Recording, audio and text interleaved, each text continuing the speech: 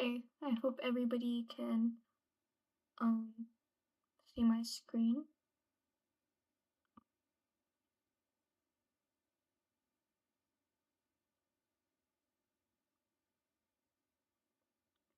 So today I was initially planning on doing an experiment with you guys, but unfortunately I didn't have enough time to prepare for it. So maybe I'll try to squeeze it in sometime into one of our lessons, perhaps over the next year.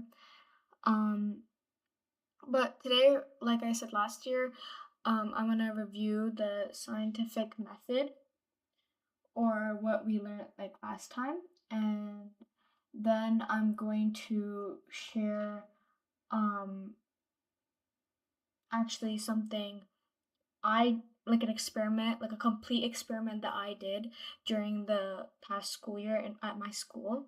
And it's gonna be a little obviously you won't know what the like how what exactly you might not understand what exactly I did because it was like it's probably a little bit complicated.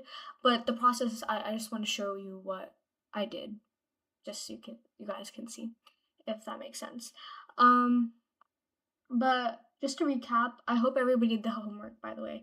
But just a recap of what parts of like what are the steps of the scientific method is first we always ask a question slash do background research. And then we make hypothesis with a if then statement. And if you want to get fancy, you add a because. If then because. And then always follow safety regulations and have a method or have like the directions for your experiment set up before you do the experiment. And before you also do the experiment, you also have to make sure you're identifying your variables. What is your independent variable, the one that you're changing? What is your dependent variable? What is the one that you observe or measure? What are the constants, everything you're keeping the exact same? And what is your control group, an unchanged sample that you're going to use as a standard for your experiment? And then you test the hypothesis. Once you do your experiment, you record your data, whether that be quantitative data, which is measured with tools and numbers, it involves numbers, or qualitative data, which is observed through your senses. Then you analyze the results. Can you see patterns? This helps you decide if your hypothesis was correct or not. This part includes like solving or how did you do any calculations with the data you had to arrive at a conclusion. And then finally you draw your conclusion. What did you learn from the experiment? Did your hypothesis work out or not? Explain why the results happened. Think about what you would do differently next time. Were there any human errors that you can mitigate or what you can reduce so that the next time you do this experiment, you get more accurate results? That is the idea. And by using these steps, we can ensure repeatable experiments that all scientists can use and arrive at an answer regarding the hypothesis. Okay, so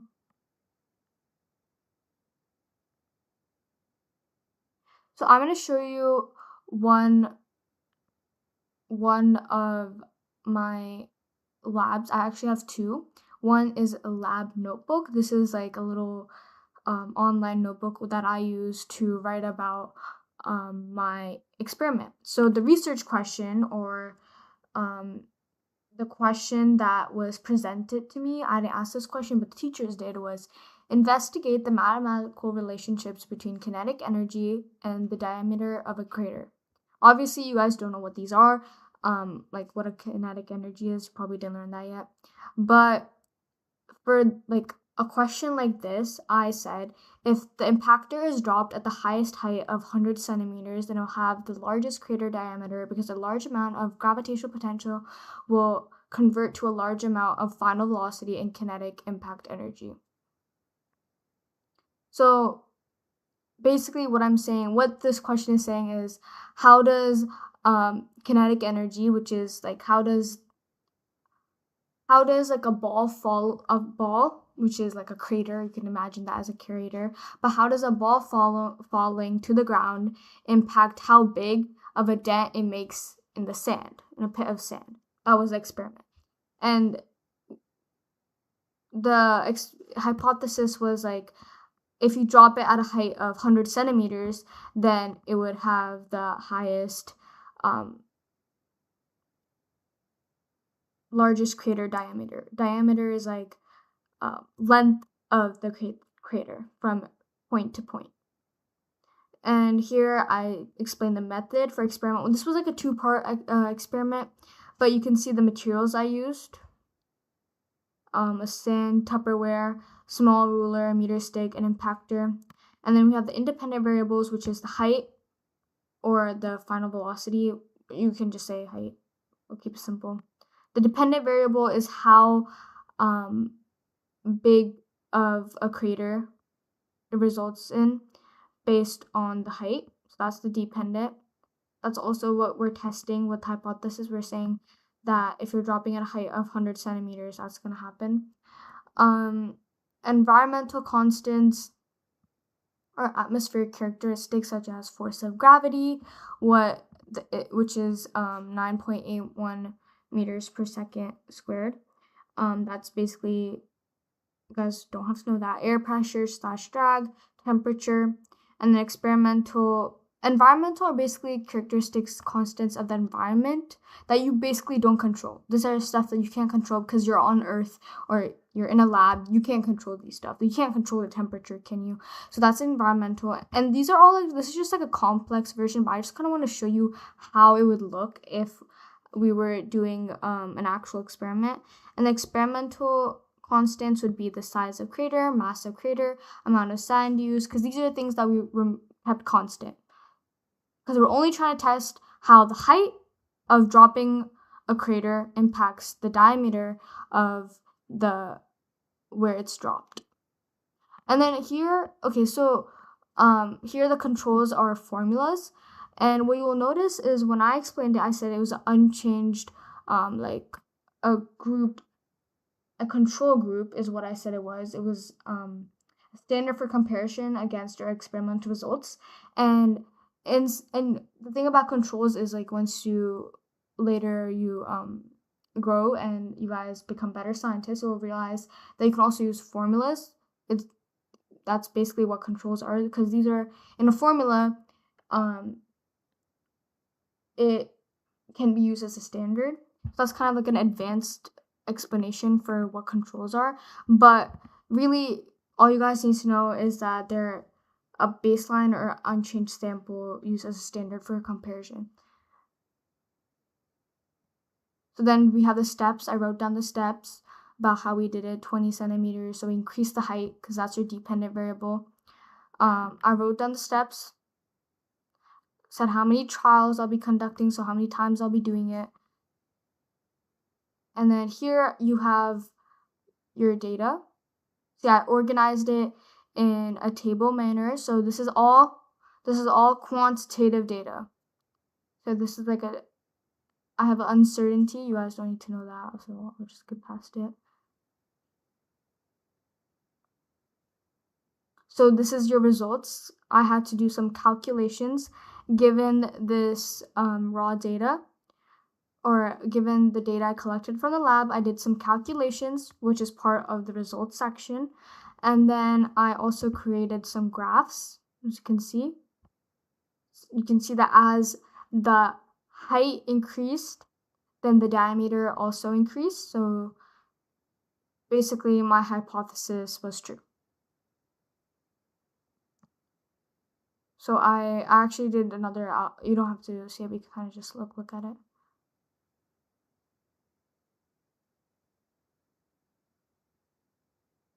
Basically, I'm saying that the experiment conducted offers support to the first hypothesis. You never say it proves it, you just say it offers support, because it necessarily a hypothesis isn't factual when you think about it, so you always have to say it offers support.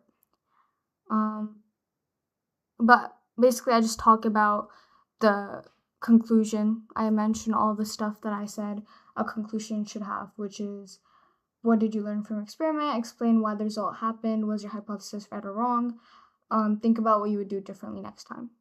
So that's basically what I covered by in writing in this thing. It might be a little hard to understand, so I won't be reading it.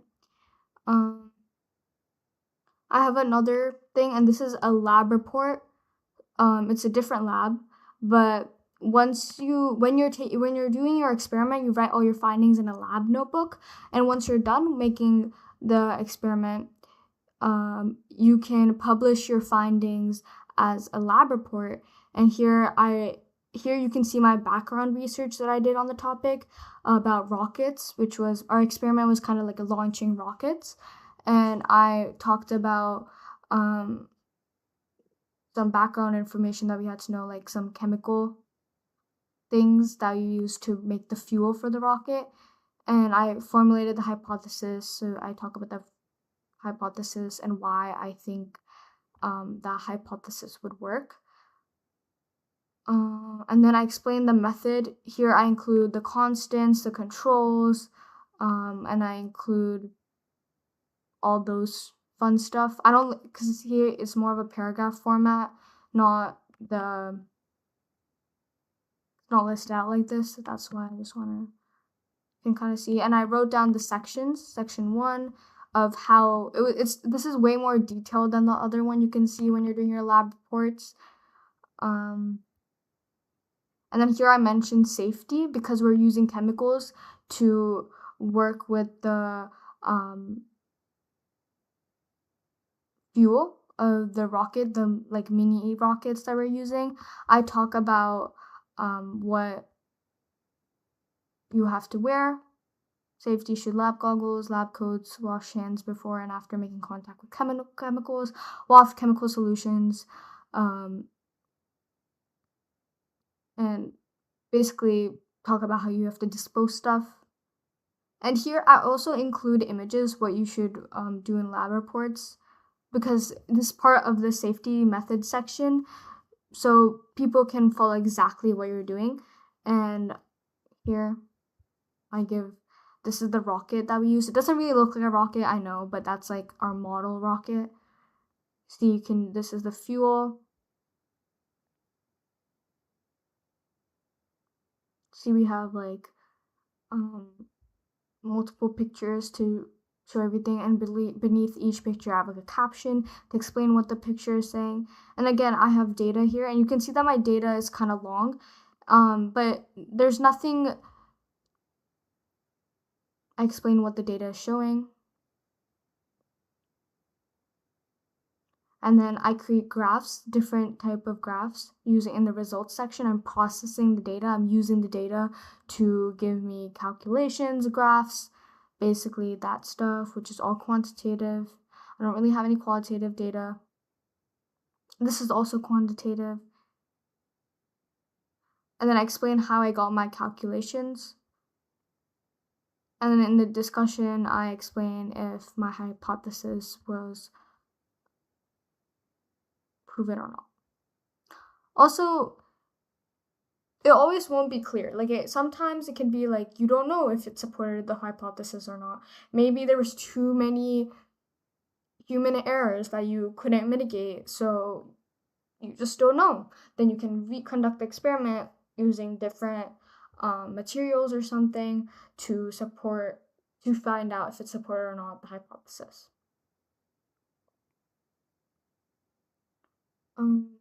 That's basically what I wanted to cover.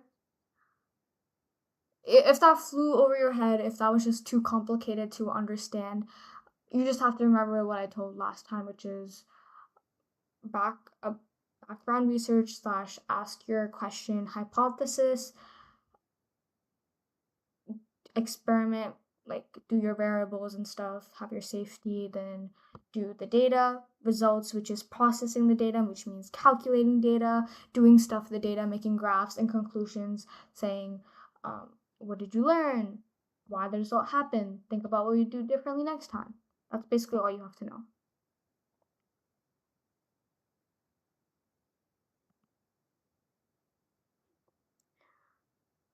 Okay, so that was we have like a lot of time. I can go over our next unit, which is what is an atom? So I don't know if you guys covered chemistry yet or what are atoms or not. So I'll just get kind of not really go that deep into atoms and matter, but kind of cover that. So the learning objectives of what we're going to be what you guys will be learning is I can describe what an atom is, I can identify parts of an atom, and explain why atoms matter. So what is everything made out of? So you can see this ice cream and you can see that it's made out of maybe milk, maybe it's made out of sugar. But what is like sugar made out of? What is like the milk made out of? Like what is it made out of? And when you think about it, everything is made up of atoms. So at one point, as you keep going and going and going, like, oh, like ice cream is made out of milk is made out of something else, and so on, you will realize that everything is made up of atoms. Atoms are everywhere. We are made up of atoms. Everybody everywhere is made out of atoms. Like, for example, I'll give an example.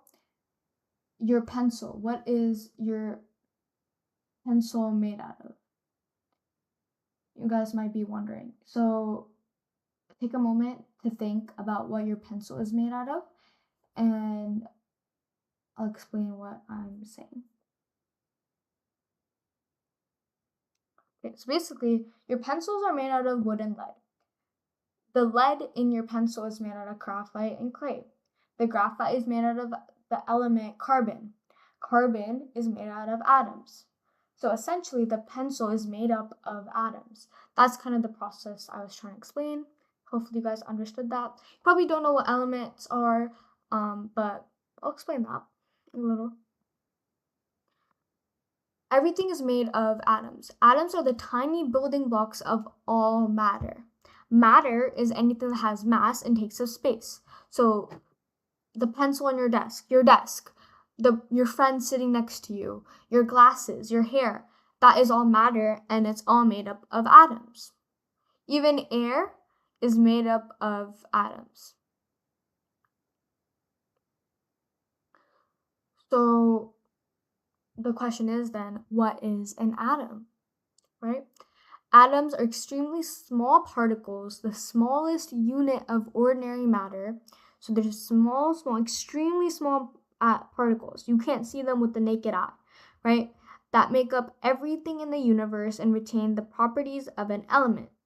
Atoms can combine to form molecules. So basically, molecules are just for simple explanation, they're just made up of atoms. They're like atoms joining and becoming friends. If you think of it like that, you can think of it like that. Atoms joining and becoming friends are molecules. That's why there's even though everything is made up of atoms, that's why things look different because there's different structures of an atom. An atom necessarily doesn't look the same all the time, right? But they're all called atoms because they have specific properties that make them an atom, which is that they're extremely small particles of ordinary matter and retain the properties of an element. So, what is inside an atom? Electrons. So, even an atom, which is the smallest unit of ordinary matter, has some parts inside of it, right? And that kind of may be confusing, but I'll explain it. What are the parts of an atom? So, we have the electrons sitting in the electron shell or the orbitals. These are electrons. You can see the blue ones. We have protons, the ones with the plus, sitting in the middle. And then we have the neutrons, which are the red, also sitting in the center. And both the protons and the neutrons make up the nucleus. It's not labeled here, but the nucleus is made up of the protons and neutrons. So whatever the center is called the nucleus.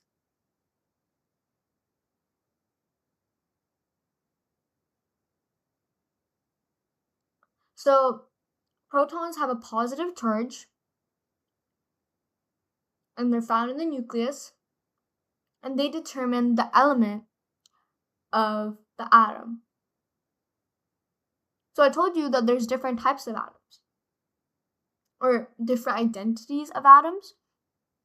So the number of protons in an atom determine the identity of how the atom will be, if that makes sense.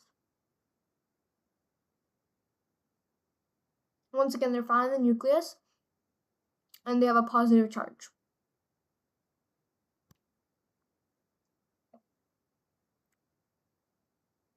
The neutron has no charge. That's why you can't see a positive or negative symbol. They're found in the nucleus, and they add mass. So they add, like, not weight, they add mass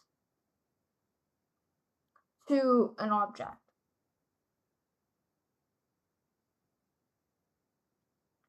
And mass essentially is the amount of matter in an object. So how much matter an object has, which is what we said, anything that has mass and takes up space, anything how much matter has is mass.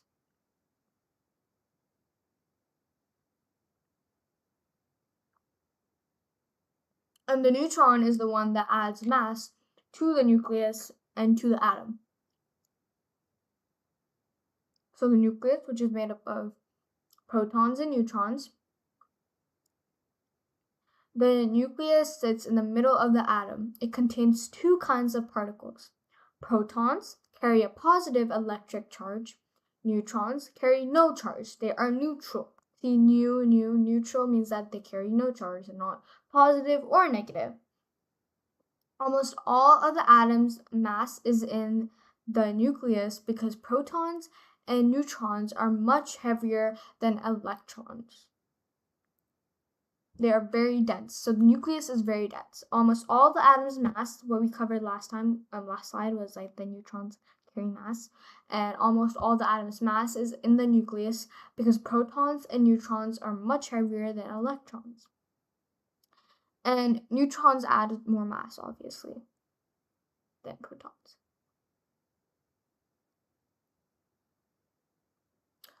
Electrons are much lighter than protons and neutrons, about 1,800th of their weight. So they add very little to the atom's mass. So really, really small fraction, right? So they barely add any weight to the atom's mass. They have a negative electric charge. They move around the nucleus in a cloud-like area called an electron cloud or electron shells. That's like the rings. Can I see the rings? Yeah, they travel in the rings.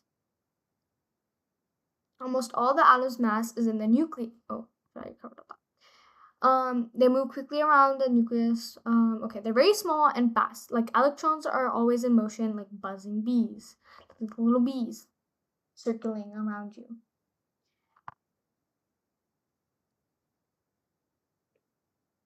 So now we're gonna do a little quick check.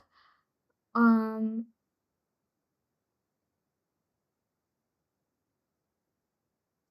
me press up my screen.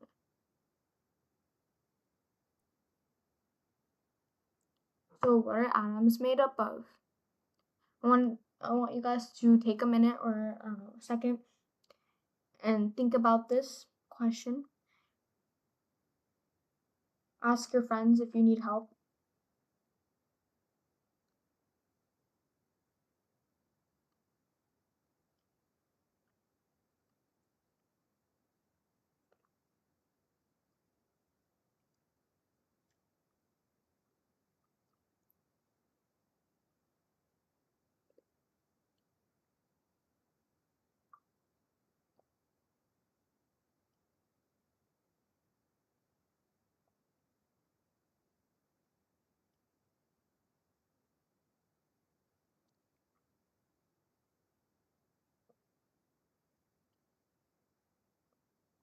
The answer is, what are atoms made up of? Answer choice A is cells, tissues, and organs. B is protons, neutrons, and electrons. C is molecules and compounds. The answer is, what are atoms made of? Protons, neutrons, and electrons. B. So if you got that right, good job. You've been paying attention. Which particle is positive? Electron, neutron, or proton? I'll give another second for you guys.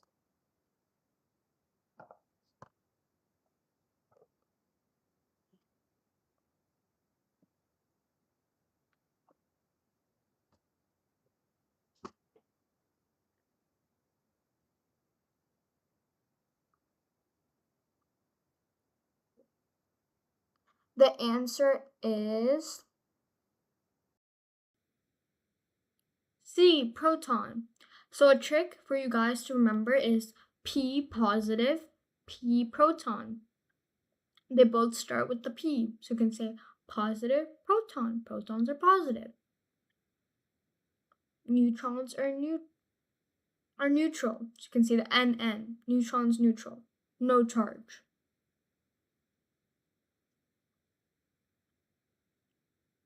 Where are electrons found?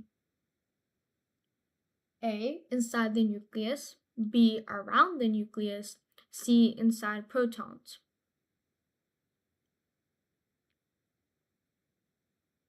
Remember, what is the nucleus? You have to think of that first. What's in the nucleus? What is the nucleus?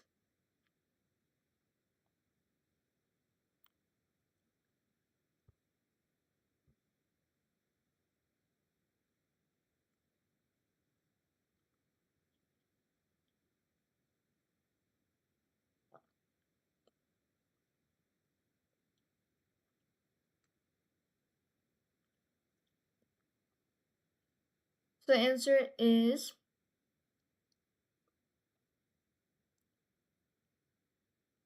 B, around the nucleus.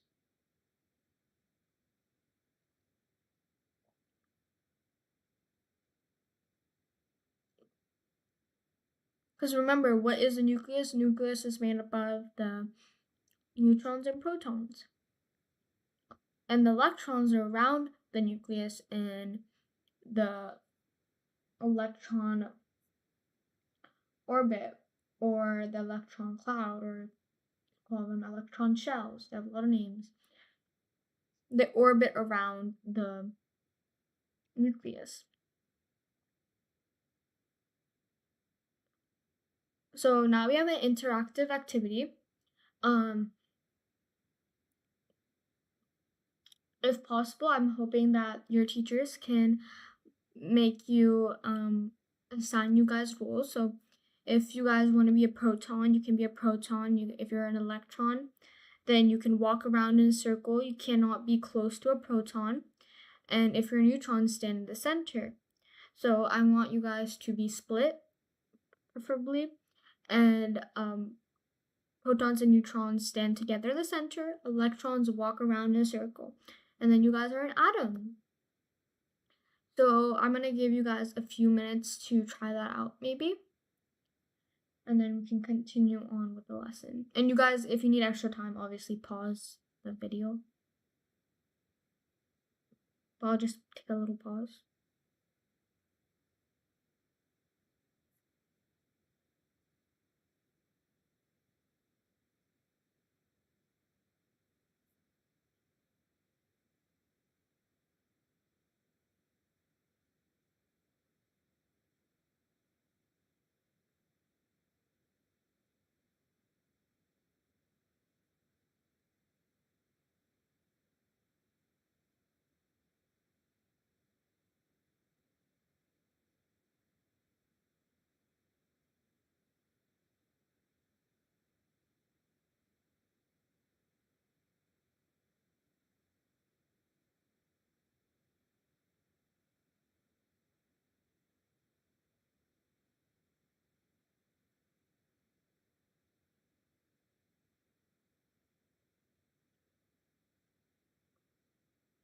Hopefully that was enough time for you guys to decide if you're able to do that or not.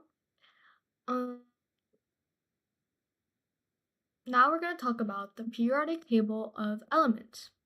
So I mentioned before that um, I mentioned before that atoms are extremely small particles of ordinary matter that make up everything in the universe and retain the properties of an element. So, what exactly is an element? The pure substance made of only one specific kind of atom. Remember, different kinds of atoms coming together or multiple types of atoms coming together is a molecule. So, a pure substance made of only one specific kind of atom is an element. If you want an example of a day element, it would be gold. Gold is an element. Silver is an element. Even oxygen, which is in the air you breathe, is an element, right? And a piece of pure gold is made up of only gold atoms. The periodic table of elements is the map of the universe. It organizes all 118 known elements. There are only 118 known elements. Maybe there's more, but scientists have not yet figured that out. So there's 118 known elements in the universe. Wait, I hope that they're able to see this. I just want to keep checking, sorry. Yeah, you guys can see. Okay. There's okay.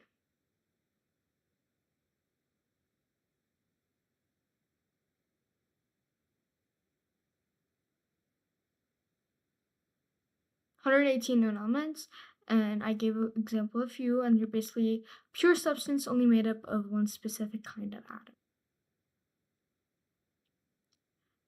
So the periodic table of elements is just an organization of all of the 118 elements in a way for scientists to easily understand and kind of get a sense of what each of these elements are without really having to research like a lot about, like, you have all the important information about the elements right in this table, right?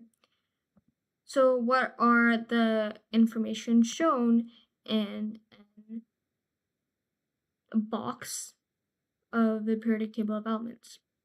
So example 1 is atomic number, which is determined by the number of protons. Wait, you know what? I'll do it in order. The chemical symbol, the nickname for the element, usually one or two letters, like H for hydrogen or AU for gold. The hydrogen is the full name of the element, it's like the full name, and H is its nickname. So you can think of it like if your name is Evelyn, imagine your name is Evelyn, but everybody calls you Eve, right? Or your name is Samantha, but everybody calls you Sammy, right? That's kind of what the chemical symbol is. And it always isn't like G for gold or H for hydrogen. So, sometimes it is like H for hydrogen, but it also is like AU for gold, which is interesting, right? That's the chemical symbol. So this big letter here is the chemical symbol. The atomic number. This is the big number at the top. It tells you exactly how many protons, which are the particles with the positive charge, are in the atom. It's like the atom's ID number. We all have a social security ID, right? We all have a ID number, like Aadhaar card or something. So you have here the number of protons. In hydrogen, which is the first element in the periodic table of elements, in all the periodic table of elements, hydrogen only has one. That's why it's only one proton. That's why it has the smallest atomic number. It's the first. You know, the first is the best. I think the first is the worst. Second is the best. So, but hydrogen isn't bad, right? Beside the point. Atomic mass is the decimal number at the bottom. This tells you how heavy the atom is, the total of protons plus neutrons. So the nucleus, this is the mass of the nucleus. It's 1.008. That's the atomic mass.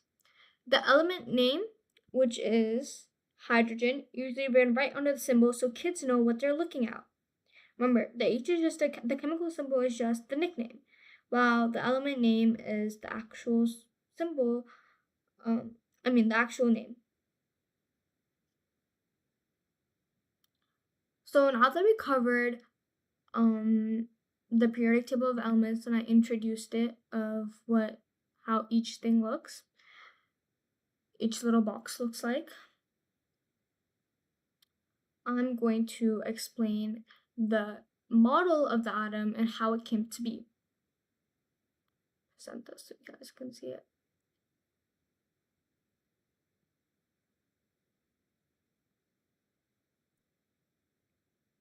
So, did you guys know that the previous example of the atom I showed is not how an atom actually looks like?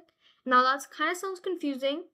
And to be honest, you probably saw atoms before if you did see them as either this one or this one. Probably didn't see any of these other ones. But scientists have developed this atom. They have it, back in the old days, they didn't really know what it looked like. So they did experiments, they tested stuff, and they were able to come to different conclusions using each other's research. The first one was in 1803, John Dalton. He created the solid sphere model. This was the first thought that scientists saw. This was how the atom looked like. Okay, Dalton drew upon the ancient Greek idea of atoms. The word atom comes from the Greek atomos, meaning indivisible. His theory stated that atoms are indivisible. Those of a given element are identical, and compounds are combinations of different types of atoms. So he's saying that atoms are indivisible. They cannot be destroyed. There are a given the atoms of a given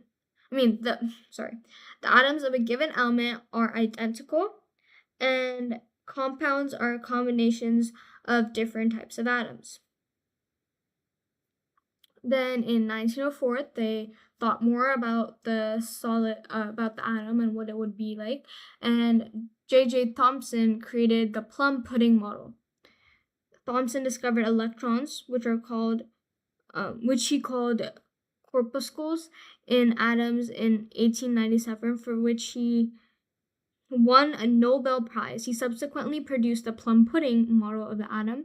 It shows the atom as composed of electrons scattered through a spherical cloud of positive charge. So he didn't think that there was neutrons or that there was a nucleus. He didn't really think of all those stuff. He just knew that there were electrons and that there was a positive charge in there. So then in 1911, Ernest Rutherford, he created an experiment, and you probably don't understand it, but he lined positively charged alpha particles at a thin sheet of gold foil. Most passed through the little deflection, but some deflected at large angles. This was only possible if the atom was almost empty space. Basically, kind of an experiment, and he found that the atom is mostly made up of empty space, with the positive charge concentrated in the center, the nucleus. So he discovered the nucleus. And he also discovered that there's a lot of empty space. So it's in a solid sphere like the plum pudding model and the solid sphere model, right? So this is probably what you guys, if you search up an atom, you guys might see this as like a visual representation, or this as a visual representation that I said. That's the nuclear model. This is the planetary model, developed by Niels Bohr in 1913. Bohr modified Rutherford's model of the atom by stating that electrons moved around the nucleus in orbits of fixed sizes and energies. Electrons. Wait. We have some time.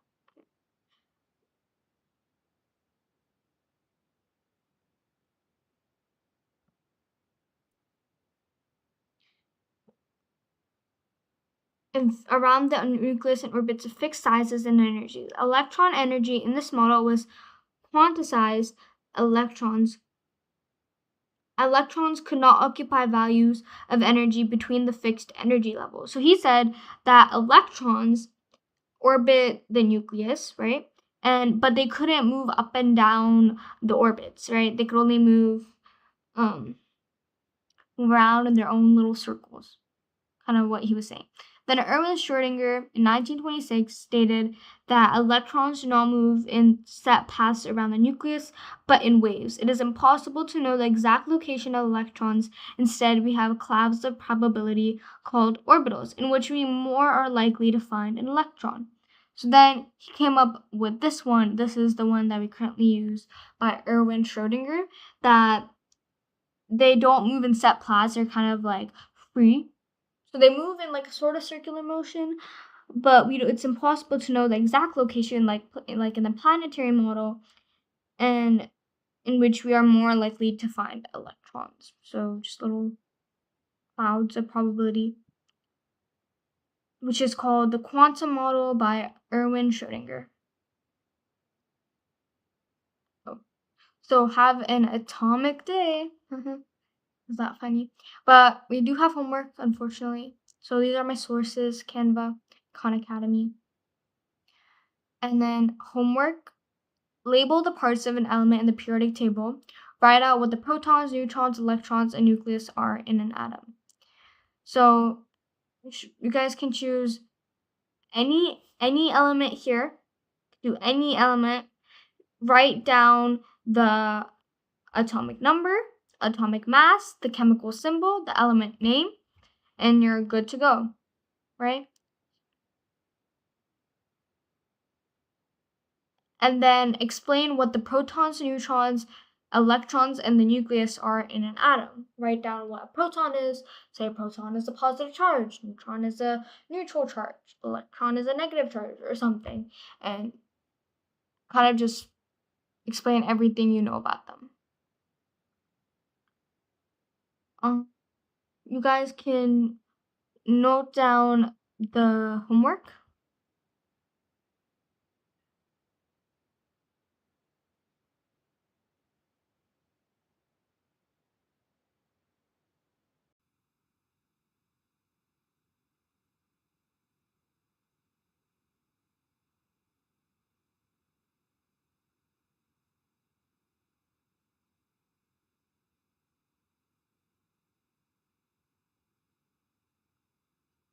But basically, that's it.